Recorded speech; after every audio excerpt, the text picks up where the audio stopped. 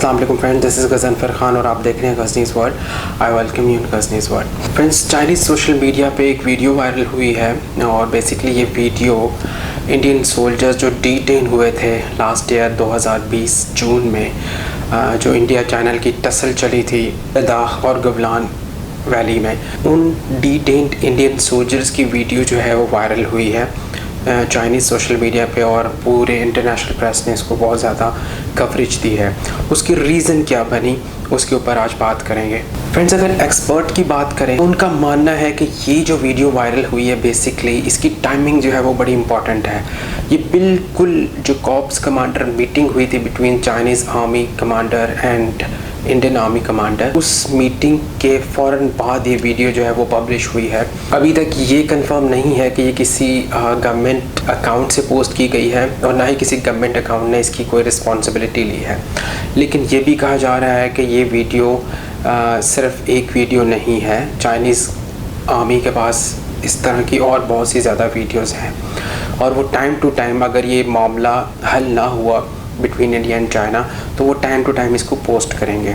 यहाँ इम्पॉर्टेंट बात समझने की ये है कि एक्सपर्ट्स जो हैं, स्पेशली इंडियन एक्सपर्ट, उनका मानना ये है कि ये वीडियो पोस्ट होना और इसी तरह के जो सारे साइंस हैं बेसिकली ये हमें इशारा देते हैं कि चाइना का जो एटीट्यूड है वो कितना सख्त है इस मामले में और वो कितना सीरियस है।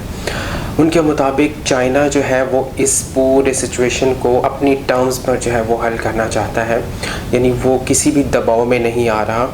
उनका ये भी कहना है कि चाइना जो है वो इस टाइम डोमिनेटिंग पोजीशन पे है।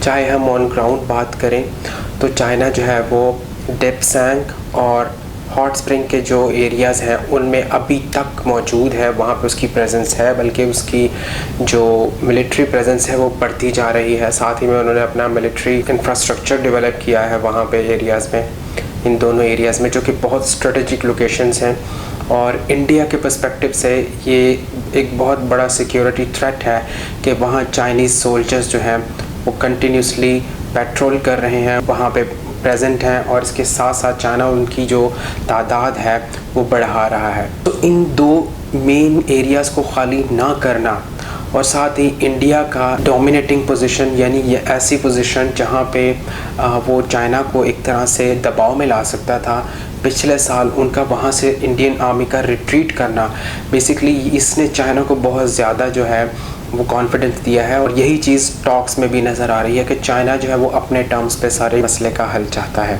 एक्सपर्ट्स इसकी बुनियादी वजह यानी बेसिक रीज़न जो है वो इंडिया की क्वाड में एंट्रेंस को करार दे रहे हैं। क्वाड एक एंटी चाइना अलायंस है और चाइना का जो रवैया है वो शुरू दिन से बहुत ही सख्त रहा है जब से इंडिया ने इसमें शमूलियत इख्तियार की है और यही चीज़ जो है वो चाइना को बहुत ज़्यादा गुस्से में लाए हुए है। दूसरी तरफ एक बहुत बड़ा झटका जो इंडिया को लगा रिसेंट टाइम्स में वो ये है कि चाइना और भूटान ने एक MOU साइन किया है जिसमें कहा गया है कि चाइना और भूटान बॉर्डर इश्यूज़ को पीसफुली सॉल्व करेंगे। इस मौके पर इस एग्रीमेंट का होना जो है वो एक बहुत बड़ा झटका है इंडिया के लिए, बिकॉज डोकलाम में आपको याद होगा कि वहाँ पे जो बॉर्डर का इशू था बेसिकली वो भूटान और चाइना का था और इंडिया एक तरह से वहाँ पे भूटान को सपोर्ट दे रहा था उसकी नेशनल सिक्योरिटी और टेरिटोरियल इंटेग्रिटी को सामने रखते हुए। लेकिन अब भूटान में ये समझा जा रहा है कि जब इंडिया को 2 साल से ज़्यादा होने को आ रहा है, इंडिया अपने मैटर्स ही नहीं सॉल्व कर पा रहा चाइना के साथ, तो वो हमारी सिक्योरिटी को किस तरह से टैकल करेगा। सो ये जो MOU साइन हुआ है ये बेसिकली इसी पर्सपेक्टिव में है और भूटान जो है वो अब इंडिया से एक किस्म का किनारा इख्तियार करते हुए नज़र आ रहा है। सो बहुत ही क्रिटिकल सिचुएशन है इंडिया के लिए और आने वाले दिनों में ये सिचुएशन और ज़्यादा सीरियस हो सकती है। सो वही बात कि इंडिया का जो एक रिजिड एटीट्यूड है वो उसको और मुश्किल की तरफ धकेल रहा है और आने वाले दिनों में इंडिया के लिए और मुश्किलात नज़र आ रही हैं। सो मैं शुरू से ही एक चीज़ कहता आया हूँ कि इंडिया को अपने नेबर्स के साथ, स्पेशली पाकिस्तान के साथ अपने जो रिलेशंस हैं उनको ठीक करना चाहिए, बिकॉज़ अफ़गानिस्तान में इसकी पोजीशन ऑलमोस्ट ख़त्म हो गई है। सो ये हाई टाइम है कि इंडिया जो है वो रीविज़िट करे अपनी पॉलिसी को और रिजिडनेस को छोड़कर एक रैशनल और एक रियलिस्टिक अप्रोच अपनाए और अपने सारे जो नेबर्स हैं उसके साथ अपने रिलेशंस को ठीक करें। आई होप चीज़ें बेहतरी की तरफ जाएंगी और इंडिया चाइना रिलेशंस जो हैं वो आने वाले दिनों में सोल्यूशन की तरफ जाएंगे। Because as a Pakistani I feel कि रीजन में जो भी मसले मसाइल हैं वो सॉल्व होंगे तो ही हमारा रीजन जो है वो ऊपर जाएगा।